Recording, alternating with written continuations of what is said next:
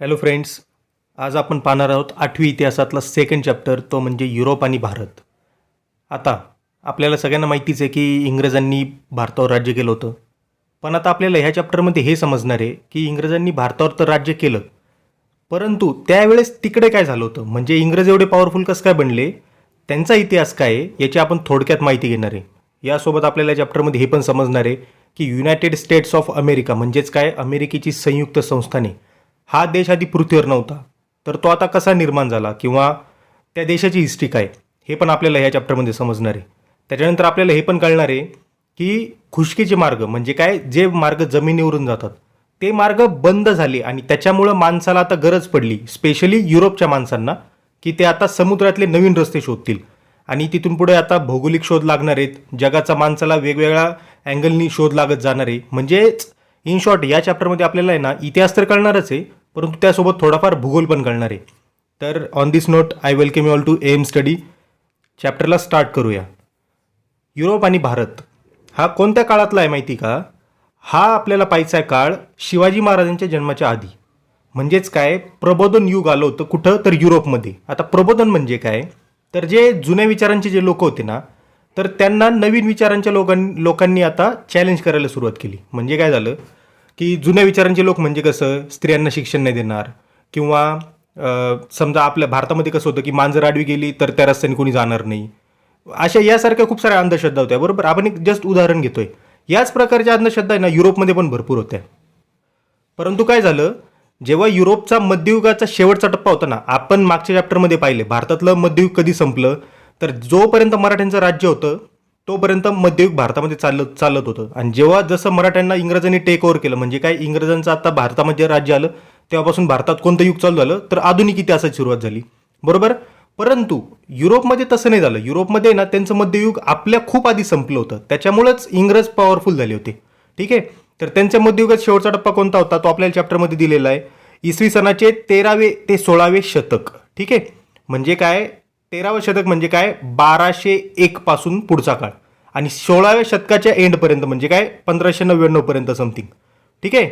आपण हे पाहिलेलं होतं. 12वं शतक असं जेव्हा आपल्याला दिलेलं असतं, तेव्हा आपण काय घेणार आहे, तर 1101 ते 1199 म्हणजे काय, 1200 कंप्लीट करायचे तिथपर्यंतचं काळ. सेम तसंच आता इथं आपल्याला 13वं शतक दिलंय, म्हणजे काय, 1300 पर्यंत आपल्याला पोहोचायचं आहे. म्हणजे आपण काय घेणार, 1201 ते 1299 हा पिरियड कोणतं शतक झालं, 13वं शतक झालं. तसं 16वं शतक म्हणजे काय, 1501 ते 1599, म्हणजे जे पण शतक दिलेलं आहे ना त्याच्या आधीचे 100 वर्ष पकडायचे. ठीक आहे. म्हणजे यांनी तुमचं कन्फ्युजन नाही होणार आणि इतिहास समजायला सोपा जाईल. तर या काळामध्ये ना युरोपमध्ये आलं होतं प्रबोधन युग. म्हणजेच काय, त्यावेळेस लोकांनी प्रश्न विचारायला सुरुवात केली. कोणाला, जे त्यांचे धर्मगुरू होते, जसं आपल्या इथं नाही का ब्राह्मणांनी पूर्णपणे समाज काबीज करून ठेवला होता, तसं त्यांच्याकडे धर्मगुरू होते. म्हणजे काय, त्यांच्या चर्चमधले जे पण फादर असतील, पोप असतील, यांनी ना समाजासाठी नियम बनवलेले होते. एक उदाहरण म्हणून तुम्हाला सांगतो की एक शास्त्रज्ञ होता, त्याचं नाव होतं गॅलिलिओ. तर त्यांनी पहिल्यांदा असं सांगितलं होतं की सूर्य हा पृथ्वीभोवती नाही फिरत, तर पृथ्वी ही सूर्याभोवती फिरते, आणि पृथ्वी ही सपाट नाही आहे किंवा अशी प्लेन नाही आहे, तर ती गोल आहे, असं तो पहिल्यांदा बोलला होता. तर त्यावेळेस धर्माचा एवढा पगडा होता समाजावर की धर्मानी त्याला, म्हणजे ते जे ख्रिश्चन लोकांचं जे चर्च वगैरे असतं, त्यांचे जे धर्मगुरू आहेत, त्यांनी त्याला कारावासाची शिक्षा दिली होती. म्हणजे त्याला जेलमध्ये टाकलं होतं. का? कारण तो खोटं बोलतोय आणि जे धार्मिक पुस्तकांमध्ये आधी सांगितलेलं आहे हे सगळं तो आता मोडायला निघालेला आहे, असं ते म्हटले होते. तर हे पण याच काळामध्ये घडलं होतं. परंतु आता याच काळात काय व्हायला लागलं, गॅलिलिओ सारखे खूप सारे सायंटिस्ट आता आलेत, किंवा लोक आता शिकायला लागलेत. लोक तेव्हा बाहेर पडायला लागले होते. बाहेरच्या देशांमध्ये जाऊन लोक पाहत होते की तिथे कशा परंपरा आहेत किंवा तिथले कोणते विचार आहेत. या सगळ्यामुळं असं झालं की आता नवीन विचार लोकांमध्ये यायला लागले. म्हणजे काय, लोकांमध्ये आता प्रबोधनाची सुरुवात झाली. म्हणजे जुने विचार आता हळूहळू लोक सोडायला लागले. लोक आहे ना क्वेश्चन करायला लागले, प्रत्येक गोष्टीला प्रश्न विचारायचा. समजा आता जो चर्चचा फादर आहे त्यांनी जर सांगितलं की तुम्ही असं नाही करायचं, असं करायचं, तर लोक लगेच प्रश्न विचारणार, का बरं तसंच करायचं, तुम्ही म्हणताय हेच खरं, असं आम्ही का मानायचं. तर आता याची सुरुवात झालेली. त्याच्यानंतर धर्मसुधारणा चळवळ, जसं आपण पाहिलं की चर्चमध्ये जे फादर वगैरे असायचे युरोपमध्ये, तर यांनी ना देवाच्या बाबतीत खूप अशा वेगवेगळ्या संकल्पना तयार करून ठेवलेल्या होत्या की असं केलं तरच तुम्हाला देव भेटणार, किंवा जसं आपल्या इथं मानायचे ना की देवाला बळी दिला तरच देव पावतो, त्या प्रथा आजही चालतात. आणि फ्रँकली स्पीकिंग त्या चुकीच्या प्रथा आहेत. म्हणजे असं कोणाला मारून देव कधीच भेटत नसतो. तर यासारख्या प्रथा तिथं पण होत्या त्यांच्या थोड्या वेळ. तर लोकांनी आता प्रत्येक ठिकाणी प्रश्न विचारायला सुरुवात केली की तुम्ही म्हणताय हेच खरं, आम्ही का बरं मानायचं? ठीक आहे, कुठं लिहिले दाखवा. आणि त्यावेळेस जसं आपल्या इथं होतं की संस्कृत हे सगळ्यांना वाचता येत नव्हतं, जेवढे फक्त पंडित ब्राह्मण वगैरे असेल त्यांना संस्कृत वाचता यायचं. तसंच त्या पद्धतीने ना तिथं पण तसंच होतं की लोकांना शिक्षण दिलेलं नव्हतं, स्त्रियांना शिक्षण नव्हतं. त्याच्यामुळं जे त्यांचे फादर लोक सांगतील तेच खरं असं तिथं मानत होते. परंतु आता युरोपचं जे मध्ययुगाचा शेवट आहे ना, त्या काळामध्ये असं व्हायला लागलं की लोकांनी तिथं प्रश्न विचारायला सुरुवात केली. आणि या प्रत्येक ठिकाणी हेच झालेलं आहे. जिथं जिथं मध्ययुग संपून आधुनिक युगाची सुरुवात झाली ना, मग ते भारत असो की युरोप असो, तिथं आहे ना काय मानवतावाद सुरू झालेला आहे. तिथं पण युरोपमध्ये पण मानवतावाद सुरू झाला होता. तेव्हा मानवतावाद म्हणजे काय, तर माणसाला जास्त किंमत आता लोक द्यायला लागली, म्हणजे माणसाची व्हॅल्यू वाढवली. आधी काय होतं तर धर्माला जास्त किंमत होती, किंवा ज्या परंपरा चालत आलेल्या होत्या, जे त्यांच्या चर्चमध्ये वगैरे सांगितलं जायचं त्याला जास्त किंमत होती. परंतु आता काय झालं तर मानवी स्वातंत्र्य किंवा मानवाला जास्त किंमत आलेली. याच काळात काय झालं तर युरोपमध्ये जे कला, स्थापत्य, तत्वज्ञान आहे ना, इत्यादी क्षेत्रामध्ये प्रगती होत गेली. त्याचंच उदाहरण म्हणजे आपल्याला इथं दिलेलं आहे लिओनार्डो द विंची. हे काय होते, हे एक पेंटर होते. ठीक आहे, म्हणजे ते पेंटर म्हणून पुढच्या जगात प्रसिद्ध झाले. परंतु त्या पेंटर सोबत अजून काय काय होते, शिल्पकलेमध्ये ते पारंगत होते, स्थापत्य कला, गणित, अभियांत्रिकी, संगीत, खगोलशास्त्र यांसारख्या विविध विषयांमध्ये ना ते मास्टर होते. परंतु त्यांना आहे ना जे आपण हे म्हणतो काय प्रसिद्धी, ती कशामुळे भेटली तर त्यांच्या चित्रकलेमुळे भेटली. आणि त्यांचे 2 चित्र एकदम फेमस झाले, मोनालिसा आणि द लास्ट सपर. आता याच काळात पुढं काय झालं तर अजून म्हणजे प्रबोधनामध्ये अजून फरक कशामुळे पडला तर इसवी सन 1450 मध्ये ना जर्मनीच्या जोहान्स गुटेनबर्ग यांनी छपाई यंत्राचा शोध लावला. याच्यामुळे काय झालं तर वेगवेगळ्या भाषेमध्ये आता पुस्तकं छापायला लागली. म्हणजे त्यांचा जो बायबल हा जो ग्रंथ आहे हा आता वेगवेगळ्या भाषेमध्ये यायला लागला. याच्यामुळे काय तर सामान्य माणूस पण आता तो ग्रंथ वाचायला लागला. आणि त्याच्यामुळे काय झालं तर लोकांनी आता चर्चला प्रश्न विचारायला सुरुवात केली की हे असंच का बरं, ते तसंच का बरं. आणि याच्यातून काय घडून आली पुढं तर धर्मसुधारणा चळवळ तिथे घडून आलेली. आता पुढे जाऊन 1453 मध्ये काय झालं तर ऑटोमन तुर्कांनी ना बायझंटाईन राज्याला जिंकून घेतलं. म्हणजेच काय, त्यांची राजधानी कोणती होती तर कॉन्स्टँटिनोपल. म्हणजे आजचं जे इस्तंबूल शहर आहे ना टर्कीमध्ये, हे बघा इथं टर्की आहे, तर इथं ते इस्तंबूल नावाचं शहर होतं, म्हणजे कॉन्स्टँटिनोपल त्यावेळेसनुसार. तर ते ऑटोमन तुर्कांनी जिंकून घेतलं. आणि ते त्या शहरातून जे खुष्कीचे मार्ग जात होते, खुष्कीचे मार्ग म्हणजे जमिनीवरून जे मार्ग जात होते ना, ते त्यांनी ब्लॉक करून टाकले. आता त्याच्यामुळं आता इकडचे जे युरोपमधले जे लोक होते ते इकडे एशियामध्ये येऊन व्यापार करायचे, बरोबर. म्हणजे कुठं तर या साईडला येऊन ते व्यापार करायचे. आणि इथून ते कशाचा व्यापार करायचे तर मसाल्याचे पदार्थ किंवा जे कपडे वगैरे असतील त्याचा ते व्यापार करायचे, किंवा हिरे ज्वेलरी वगैरे असेल. परंतु आता काय झालं तर इथला त्यांचा मार्ग ब्लॉक होऊन गेला. आणि त्यावेळेस रशियाच्या मार्गांचा शोध लागलेला नव्हता. त्यात पहिली गोष्ट म्हणजे रशियात जास्त थंडी असते, त्याच्यामुळे तिकडून येणं शक्य नव्हतं. तर हाच आहे ना हा सिल्क रूट होता, ठीक आहे, त्या काळातला. तर या मार्गावरून सगळे व्यापार चालायचे. परंतु आता इथं जर ब्लॉक झालंय सगळं, तर आता इकडच्या लोकांना जर इकडे यायचं असेल तर त्यांना दुसरे मार्ग शोधणं गरजेचं आहे, बरोबर. त्याच्यामुळे आता गरज अशी पडली युरोपमध्ये की नवीन व्यापारी मार्गांचा शोध घ्यायला पाहिजे. जमिनीवरून तर आता मार्ग नाही त्यांच्याकडं, आणि त्यावेळेस विमानाचा शोध लागलेला नाही. त्याच्यामुळे आता कुठून शोधणार ते समुद्रातून. त्याच्यामुळं त्यावेळेस एक पोर्तुगीज खलाशी होता, त्याचं नाव होतं बार्थोलोम्यू डायस. हा पोर्तुगीज खलाशी होता. पोर्तुगाल कुठे आहे हे बघा इथं, हे पोर्तुगाल देश इथं, त्या शेजारी स्पेन आहे. क्रिस्टियानो रोनाल्डो तुम्हाला माहित असेल फुटबॉल प्लेअर, तर तो याच देशाचा आहे. तर इथून आहे ना तो बार्थोलोम्यू डायस निघाला भारतात शोध घेण्यासाठी. आणि तो कुठपर्यंत पोहोचला तर केप ऑफ गुड होप पर्यंत पोहोचला, साऊथ आफ्रिकेमध्ये. इथं खाली साऊथ आफ्रिका आहे, तर इथपर्यंत तो पोहोचला. याच्यानंतर हा कधी निघला होता 1487 मध्ये निघला होता. याच्यानंतर 5 वर्षांनी म्हणजे 1492 मध्ये कोण निघलंय तर ख्रिस्तोफर कोलंबस हा निघला. आता या कोलंबसने काय विचार केला की बार्थोलोम्यू डायस खाली गेला होता, ठीक आहे, खाली कुठं कोणती दिशा असणार, खाली साऊथ असणार, दक्षिणेकडे गेला होता. तर मी एक काम करतो, मी पश्चिमेकडे जाऊन शोधतो. आता त्यावेळेस सॅटेलाइट वगैरे तर नव्हते की गुगल केला आणि त्याच्यावरून शोधलं, इंटरनेटचा शोध वगैरे लागलेला नव्हता. त्याच्यामुळे ते सगळे ट्रायल अँड एरर मेथडनीच जात होते. तर आता कोलंबस इथून युरोपमधून निघला आणि तो सरळ पश्चिमेकडे गेला. आणि तो कुठं पोहोचलाय आता या नवीन खड्ड्यात पोहोचला. आता आपल्याला माहिती की हा अमेरिका खंड आहे, पण त्यावेळेस माहित नव्हतं. तर कोलंबसला काय वाटलं की आपण भारतातच येऊन पोहोचलो, आणि तो सेलिब्रेशन वगैरे करायला लागला तिथं. परंतु तो भारतात पोहोचला होता का तर नाही, तो एका नवीनच जागेवर पोहोचला होता. याच्यानंतर कोण निघलं तर वास्को द गामा. हा पण कुठून निघलाय, पोर्तुगालमधून निघलाय. आता या खलाशाने काय केलं तर खाली केप ऑफ गुड होप पर्यंत तो बार्थोलोम्यू डायस पोहोचलेला होता. यांनी काय केलं वास्को द गामानी त्या केप ऑफ गुड होपला वळसा घातला आणि तो इकडे पुढे आला. आणि कुठे येऊन पोहोचलाय आता केरळमध्ये. कोणतं बंदर होतं ते कालिकत नावाचं बंदर होतं. त्यावेळेस कालिकत म्हणजे आजचं कोणतं बंदर तर कोझिकोडे नावाचं केरळमधलं बंदर आहे. तर तिथे तो येऊन पोहोचला. आणि त्याच्यामुळं वास्को द गामानी भारताचा शोध लावला असं युरोपमध्ये सगळीकडे झालं. आणि कोलंबस आता ज्या मार्गाने इकडे अमेरिकेत पोहोचलेला होता ना, त्याच मार्गावर तिथून पुढे काही वर्षांनी अजून एक नवीन खलाशी निघाला, अमेरिगो व्हेस्पुसी. तो इटालियन खलासी होता. तो तिथून निघाला युरोपमधून आणि तो त्याच मार्गाने तिथं गेला. आणि तिथं गेल्यावर त्याला कळलं, तो असा पहिला व्यक्ती होता, त्याला तेव्हा कळलं की हा भारत देश नाही, तर हा कोणता तरी वेगळा देश आहे. आणि त्याच्यामुळं असं कन्सिडर केलं गेलं की या देशाचा शोध लावलेला आहे. आणि त्या अमेरिगो व्हेस्पुसी याच्या नावावरून त्या खंडाला अमेरिका असं नाव पडलं. आता या अमेरिका खंडामध्ये कोणते लोक राहत नव्हते का, तर राहत होते, परंतु ते विकसित नव्हते, सगळे आदिवासी लोक राहत होते. आता युरोपमधल्या लोकांनी शोध लावला आणि त्यांनी काय केलं, आता तिथे नवीन जागेचा शोध लागला. चला तिकडे जाऊन राहू, चला तिकडे जाऊन राहू. म्हणून आहे ना, आता इकडून इंग्लंड, त्याच्यानंतर फ्रान्स, जर्मनी, त्याच्यानंतर खालून पोर्तुगीज, स्पेन, वरतून नेदरलँड, असे खूप सारे लोक आहे ना आता अमेरिकेत जाऊन वस्त्या करायला लागले. आता तिथून पुढे चालू झाला वसाहतवाद. आता वसाहतवाद म्हणजे काय की लोकांचा ग्रुप हा नवीन जागेत जाऊन राहतो आणि त्यांच्या आर्थिक ताकदीनी किंवा राजकीय ताकदीनी त्या एरियावर कब्जा करून घेतो. म्हणजे त्या नवीन देशातल्या स्पेसिफिक एका एरियावर कब्जा करून घेतो. समजा आता दुसरे लोक आले आणि समजा महाराष्ट्रामध्ये पुण्यात त्यांनी त्यांची वसाहत निर्माण केली. म्हणजे काय, पुण्यामध्ये त्यांनी त्यांची वस्ती निर्माण केली, तर ते झाले वसाहतवादी. ते साम्राज्यवादी झाले का, तर नाही. का, कारण त्यांनी आपल्या देशावर कब्जा नाही केलेला, त्यांनी फक्त सध्या पुण्यावर कब्जा केलाय, त्याच्यामुळे ते कोण झाले, तर वसाहतवादी आपण त्यांना म्हणतो. आणि साम्राज्यवाद म्हणजे काय माहिती का, की जेव्हा आता दुसरे कोणतरी पूर्ण आपल्या देशावरच कब्जा करून घेत आहेत, ठीक आहे, आपल्या लोकांचं राज्यच नाही ठेवलं त्यांनी, तर तो झाला साम्राज्यवाद. हा फरक तुमच्या लक्षात आला का, वसाहतवाद आणि साम्राज्यवाद मधला. वसाहतवाद म्हणजे एका स्पेसिफिक फक्त एरियावर त्यांचा कब्जा झालाय किंवा त्या एरियामध्ये जाऊन त्यांनी त्यांच्या लोकांच्या वस्त्या निर्माण केल्यात. परंतु साम्राज्यवाद म्हणजे काय तर पूर्ण साम्राज्यच त्यांच्या कंट्रोलमध्ये आलंय किंवा त्यांनी स्वतःचं साम्राज्य दुसऱ्या देशात प्रस्थापित केलंय, दुसऱ्या देशावर कब्जा करून घेतलेला आहे. आता इथे जे लोक जाऊन राहायला लागले ना, त्यांनी आपापल्या तिथं वसाहत निर्माण केल्या. तशाच आहे ना, इंग्लंडच्या लोकांनी ना या अमेरिकामध्ये 13 वसाहती निर्माण केल्या. ठीक आहे, किती, 13 वसाहती त्यांनी निर्माण केलेल्या होत्या.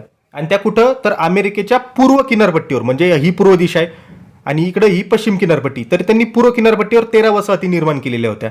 आणि त्या कोणत्या लोकांनी केल्या होत्या, तर इंग्लंडमधल्या लोकांनी, म्हणजे जे इंग्रज लोक आहेत ना, ते तिकडे गेलेले होते आणि त्यांनी तिथं त्यांच्या वसाहती निर्माण केल्या. स्टार्टिंगला आहे ना, इंग्लंडचं त्यांच्याकडे जास्त लक्ष नव्हतं. इंग्लंड कुठे, हे बघा इथे UK, इंग्लंड यांचं आहे ना, इकडचे जे त्यांच्या वसाहती होत्या ना, त्यांच्यावर जास्त लक्ष नव्हतं. परंतु पुढं काय झालं, तर हळूहळू ना इथल्या वसाहती आता फ्लरिश व्हायला लागल्या. म्हणजे काय, त्यांची प्रगती व्हायला लागली आणि तिथून ते जास्त श्रीमंत व्हायला लागले. तिथं जाऊन त्यांनी आता त्यांचं नवीन जीवन चालू केलं, तर तिथं आता ते पैसा कमवायला लागले. आता हे इंग्लंडच्या काही डोळ्यात व्यवस्थित त्यांना खपलं नाही. त्याच्यामुळे इंग्लंडनी काय केलं, तर या लोकांवर नाही, इथल्या लोकांवर टॅक्स लावायला सुरुवात केली. कारण नसताना टॅक्स लावायला सुरुवात केली. आणि यांनी काय केलं, तर इकडं आपलं सैन्य पण पाठवलं आणि त्यांना सांगितलं की तुमचं रक्षण आहे ना आता इकडचं सैन्य करणार. आता तुम्ही उदाहरणासाठी असं तुम्ही लक्षात घेऊ शकता की श्रीलंका हा देश आहे आणि समजा की श्रीलंकेमध्ये जास्त कोणी लोक राहत नव्हते आणि भारतातले काही लोक तिथं जाऊन राहायला लागले. आणि आता भारत सरकारने कारण नसताना त्यांच्यावर, म्हणजे ते लोक टॅक्स तर देत होते, परंतु आता प्रमाणाच्या बाहेर टॅक्स लावायला सुरुवात केली किंवा भारतातल्या लोकांना वेगळे नियम आणि तिथल्या लोकांना वेगळे नियम लावले आणि एक जाचक बंधनं त्यांच्यावर लावली.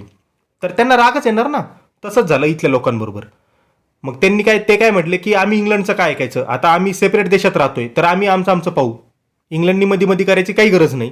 म्हणून इंग्लंड आणि त्यांच्या स्वतःच्याच 13 वसाहती यांच्यामध्ये आता युद्ध होणार आहे. आणि या युद्धामध्ये मदत कोणी केली होती त्या 13 वसाहतींना, तर फ्रान्सनी मदत केली होती. का, तर फ्रान्स हा इंग्लंडचा पहिल्यापासून विरोधी राहिलेला आहे. म्हणजे व्यापारामध्ये जागतिक जे राजकारण आहे ना, त्या काळामध्ये फ्रान्स आणि इंग्लंड हे दोघं एकमेकांची विरोधीच असायचे. तर फ्रान्सनी यांना मदत पुरवली. आणि या जे 13 वसाहती ना इथं ज्या स्थापन केलेल्या होत्या, यांनी कोणाच्या नेतृत्वाखाली, तर जॉर्ज वॉशिंग्टन यांच्या नेतृत्वाखाली लढा दिला इंग्रजांसोबत.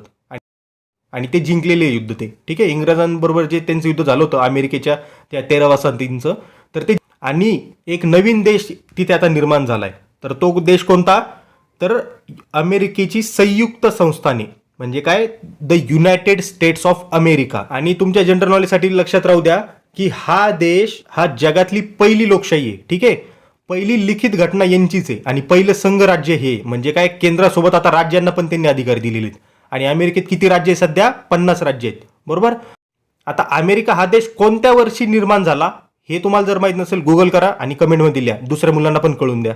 आता याच वेळेस युरोपमध्ये काय चाललेलं होतं, तर राजकीय क्षेत्रातली क्रांती होत होती. अमेरिका तयार झाला, ही पण एक काय, तर राजकीय क्षेत्रातली क्रांतीच आहे. तसंच आहे ना, आता इंग्लंडमध्ये पण काय झालं, तर आधी राजाच्या हातात सगळं असायचं, परंतु 1689 ना बिल ऑफ राईट्स नावाचं एक बिल तिथं पास झालं. म्हणजे तिथल्या लोकांनी असा एक कायदा केला की आता राजाकडे पूर्ण अधिकार नसणार, राजा फक्त नावाला असणार, सगळी सत्ता जी असणार ती असणार पार्लमेंटकडे, संसदेकडे, म्हणजे काय तर लोकांकडे सत्ता असणार. म्हणजे लोक आपले प्रतिनिधी स्वतः निवडून देणार. म्हणजे काय आता इंग्लंडमध्ये पण हळूहळू लोकशाही यायला लागली. पण इंग्लंडमध्ये लोकशाही नाहीये, तर ती म्हणजे तिथं राजेशाहीच आहे, पण ती नावाला राजेशाही आहे. व्यवहार त्यांचा हा लोकशाही मार्गानेच चालतो. त्यानंतर अमेरिकेत स्वातंत्र्ययुद्ध आताच आपण पाहिलं. याच्यानंतर फ्रेंच राज्यक्रांती झाली 1789 मध्ये. तिथल्या पण जनतेनी ना जे त्यांची अमानुष राजेशाही होती त्याच्या विरुद्ध उठाव केला आणि सगळं राज्य आता आपल्या हातात घेतलं. याच घटनेला काय म्हणतात तर फ्रेंच राज्यक्रांती असं म्हटलं जातं. फ्रेंच राज्यक्रांतीने जगाला कोणती तत्वे दिली तर स्वातंत्र्य, समता आणि बंधुता. आता याच्यासोबतच आहे ना औद्योगिक क्रांतीला पण सुरुवात झाली. तर ही कधी झाली सुरुवात, तर ही झाली होती 18व्या शतकाच्या उत्तरार्धापासून. म्हणजे कधी तर 1750च्या पुढे. 1750च्या पुढे तर कुठपर्यंत तर 1899 पर्यंत ती औद्योगिक क्रांती चाललेली होती. म्हणजे काय तर वेगवेगळे शोध लागायला लागले. जसं की आपल्याला माहिती रेल्वेच्या इंजिनचा शोध लागला, छपाई यंत्राचा आधी शोध लागलेला आहे. याच्यानंतर आता हळूहळू टेलिफोनचा शोध लागला. म्हणजे याच्यासारखे भरपूर शोध लागायला लागले. हात मागाच्या ऐवजी आता यंत्रमाग सुरू झाला. आगगाडी आणि आगबोटीसारखी नवीन मशीन आता जगामध्ये यायला लागले. आणि याच्यामुळे काय झालं तर यंत्रयुग अवतरलं. म्हणजे काय जिथं लोक लागायचे आता कारखान्यांमध्ये काम करायला, तिथे आता हळूहळू जागा मशीन घ्यायला लागली. आणि युरोपमध्ये ही औद्योगिक क्रांती सुरू झालेली होती. त्याच्यामुळं युरोपची एवढी जास्त प्रगती झाली आणि युरोपमध्ये पण प्रायमरीली इंग्लंडची जास्त प्रगती झाली. तर त्या इंग्लंडला त्या काळी ना जगाचा कारखाना म्हटलं जायचं. एवढी प्रगती इंग्लंडमध्ये झाली होती औद्योगिक क्रांतीनी. आणि याच्यातच काय झालं पुढे जाऊन भांडवलशाहीचा उदय झाला. आता भांडवलशाही म्हणजे काय तर सगळी कॅपिटलिझम आता इथून पुढे चालू झालं. म्हणजे काय सगळी आता जे पण आहे ना ते बिझनेसमॅन लोक चालवणार आहेत. म्हणजे काय आपण पाहिलं की आता दुसऱ्या देशांचे व्यापार चालायचा युरोपमधल्या लोकांचा, तर याला आहे ना राजे लोक जे होते ते पण सपोर्ट करायचे. आता मी जर एकटा बिझनेसमॅन आहे आणि मला जर दुसऱ्या देशात जाऊन जर आता व्यापार करायचा आणि तो देश माझ्यापासून आता 5,000-6,000 किलोमीटर लांब आहे, तर माझ्याकडे तर तेवढा पैसा नसणार. मग माझ्यासोबत काय होणार तर 100 बिझनेसमॅन एकत्र येणार आणि आम्ही काय करणार तर आम्ही सगळे मिळून एक पैसा गोळा करणार आणि आमच्या देशाचा जो राजा आहे तो पण आम्हाला सपोर्ट करणार. तो कसा सपोर्ट करणार, तो राजा असा म्हणणार की ठीक आहे मी तुम्हाला व्यापारावर टॅक्स कमी करतो आणि सोबत आहे ना माझी मिलिटरी पण देतो की तुमच्या व्यापारामध्ये तुम्हाला काही धोका निर्माण नको व्हायला. म्हणून राजांनी पण याला सपोर्ट करायला सुरुवात केली का, कारण पैसा मिळणार होता. आणि याच्यामुळे काय झालं तर जे शेअर बाजार जो आहे ना याची सुरुवात आता हळूहळू व्हायला लागली की लोक शेअर म्हणजे काय तर आपापले भाग एकत्र गोळा करायचे किंवा अशा कंपन्या आता फॉर्म व्हायला लागल्या. आणि याच्यामुळे काय झालं तर युरोपमध्ये धनसंचय वाढीला लागला. म्हणजे युरोपमध्ये ना आता खूप जास्त प्रमाणात आता पैसा यायला लागला कारण व्यापार वाढायला लागला. आणि याच पैशाचा उपयोग त्या लोकांनी कसा केला तर उद्योगधंद्यामध्ये तो पैसा टाकायला लागले. म्हणजे काय भांडवल म्हणून त्या पैशाचा उपयोग करायला लागले. आणि यालाच काय म्हणतो आपण भांडवलशाहीचा उदय आता व्हायला लागलाय. का, कारण म्हणजे बिझनेसमॅनचंच आता राज्य यायला लागलंय. तसंच एक बिझनेस कंपनी कोणती होती तर ईस्ट इंडिया कंपनी, जिने भारतावर राज्य केलं होतं. ठीक आहे, वसाहतवाद आणि साम्राज्यवाद आपण आधीच पाहिलेलं होतं. आता पुढे ईस्ट इंडिया कंपनीची हिस्ट्री पाहूया. इसवी सन 1600 मध्ये काय झालं की इंग्रजांनी भारतामध्ये व्यापार करण्यासाठी ब्रिटिश ईस्ट इंडिया कंपनीची स्थापना केली. आणि या कंपनीने जहांगीर बादशाहकडून सुरतमध्ये व्यापार करण्याची परवानगी मिळवली. म्हणजे काय त्यावेळेस आहे ना भारतामध्ये जहांगीर राजा होता, मुघलांचा जो बादशाह होता ना त्याचं नाव होतं जहांगीर. तर या राजाकडून त्यांनी परमिशन मिळवली होती की आम्हाला सुरतमध्ये वखार म्हणजे त्यांची छोटीशी फॅक्टरी किंवा कंपनी स्थापन करण्याची परवानगी द्या. सुरत कुठे तर गुजरातमध्ये. तर तिथून त्यांनी त्यांच्या व्यापाराला सुरुवात केली होती. स्टार्टिंगला पहिले 100-200 वर्ष ते एकदम शांततेत आपापला व्यापार करायचे, परंतु नंतर हळूहळू त्यांनी आता आपले पंख पसरायला सुरुवात केली. आता पुढे जाऊन या स्पर्धेतून या व्यापारी स्पर्धेतून इंग्रज आणि फ्रेंच यांच्यामध्ये 3 कर्नाटकची युद्ध झाली. फ्रेंच बरोबर त्यांना का लढायला लागलं आपण पाहिलं की फ्रेंच हे पण तिथूनच निघलेले होते युरोपमधून आणि त्यांचे पण इंग्रजांचे ते प्रतिस्पर्धी होते त्या काळात. आणि त्यांना पण दुसरीकडे जाऊन वसाहत स्थापन करायच्या होत्या, साम्राज्यवाद त्यांना पण करायचा होता, त्यांना पण बिझनेस वाढवायचा होता, बरोबर. तर त्याच्यामध्ये त्या स्पर्धेमध्ये इंग्रज आणि फ्रेंच हे कुठं लढले तर भारतामध्ये लढले. कर्नाटकची 3 युद्ध झाली आणि तिसऱ्या युद्धामध्ये ना इंग्रजांनी फ्रेंचांचा निर्णायक पराभव केला. आणि त्याच्यामुळे काय तर आता भारतामध्ये डॉन कोण बनलेले आहेत तर इंग्रज, म्हणजे परकीय सत्तांमध्ये, बरं का. त्याच्यामुळे त्यांना ना आता कोणता परकीय प्रतिस्पर्धी उरलेला नाहीये. मग आता हळूहळू इंग्रजांनी भारताचं जे राजकारण आहे तिकडे आता लक्ष द्यायला सुरुवात केली. आणि याच्यातच काय तर त्यांनी बंगालमधून सुरुवात केली. आता ती कशी केली तर बंगालचा त्यावेळेस नवाब होता, त्याचं नाव होतं सिराजुद्दौला. तर यांनी इंग्रजांनी आधी परमिशन मागितली की आम्हाला इथं व्यापार करण्याची परमिशन द्या, त्यांनी देऊन टाकली, घेऊन टाका बाबा. आणि मग इंग्रजांनी काय केलं तर त्याला न विचारताय ना जे त्यांची कोलकात्याला जी हे होती काय वखार इंग्रजांची, त्या वाखारीच्या आसपास आहे ना कंपाऊंड वॉल बांधली, ठीक आहे, तटबंदी त्यांनी इंग्रजांनी उभारली. तर ते इंग्रजांच्या नियमानुसार, युरोपच्या नियमानुसार ते बरोबर होतं, कारण ज्याचा बिझनेस आहे तो तसं करू शकतो. पण हे भारतात तसं नव्हतं.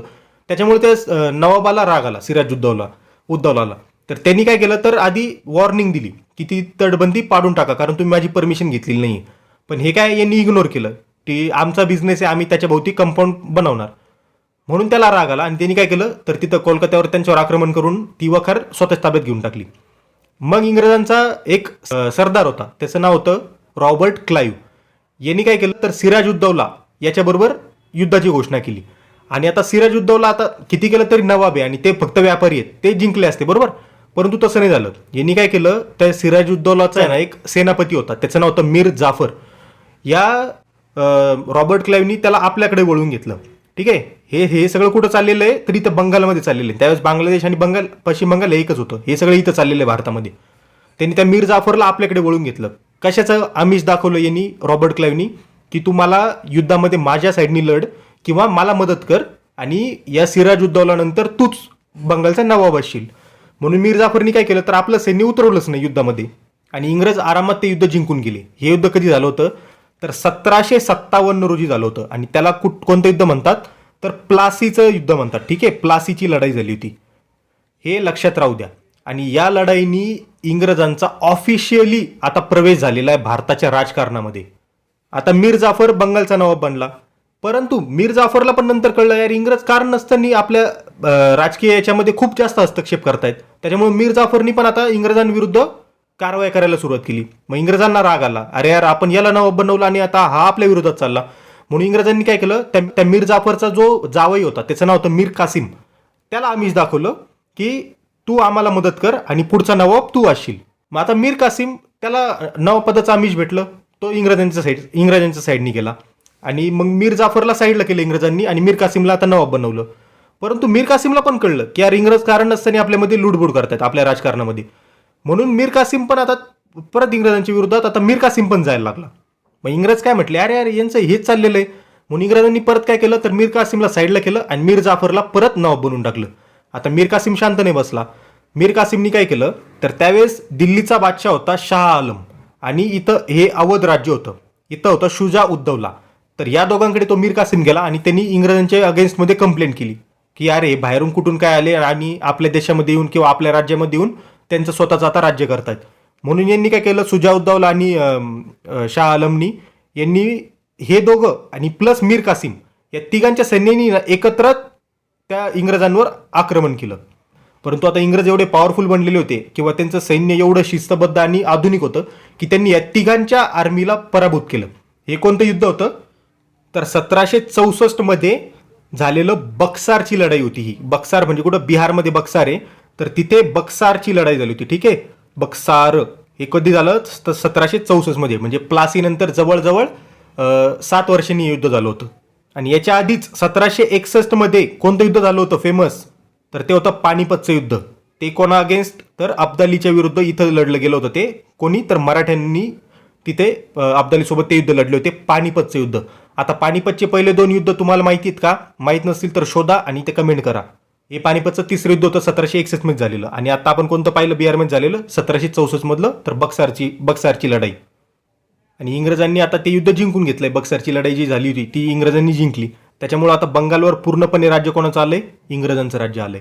आता याच्यानंतर हे कधी 1764 मध्ये झालं ना, याच्यानंतर आता हळूहळू इंग्रजांनी दुसरीकडे, म्हणजे इकडे दिल्लीला, इकडे अवधला किंवा इकडे राजपूत राज्यात, इकडे मराठा राज्यात, इकडे मैसूर राज्यात किंवा इथे हैदराबाद राज्यात सगळीकडे आता लक्ष द्यायला सुरुवात केली. आणि त्याच्यातच काय झालं, तर इथं खाली मैसूर नावाचं राज्य होतं, तिथे एक शासक होता, त्याचं नाव होतं हैदर अली. तर या हैदर अली विरोधात आहे ना इंग्रजांनी आता हळूहळू कारवाई करायला सुरुवात केली. आता हैदर अलीनी आपलं मैसूरमध्ये राज्य स्ट्रॉंग केलं, परंतु नंतर त्याचा मृत्यू झाला. जवळजवळ 1782 मध्ये बहुतेक त्याचा मृत्यू झाला. आणि त्याच्यानंतर आता राज्य कोणाकडे आलं, त्याचा मुलगा टिपू सुलतान. आता हे बघा, हा टिपू सुलतान आहे. तर हा जो टिपू सुलतान आहे ना, यांनी आता इंग्रजांविरुद्ध कारवाई करायला सुरुवात केली. त्यांनी कोणाची मदत घेतली, तर फ्रेंचांची मदत घेतली. ठीक आहे, इंग्रजांच्या विरोधात.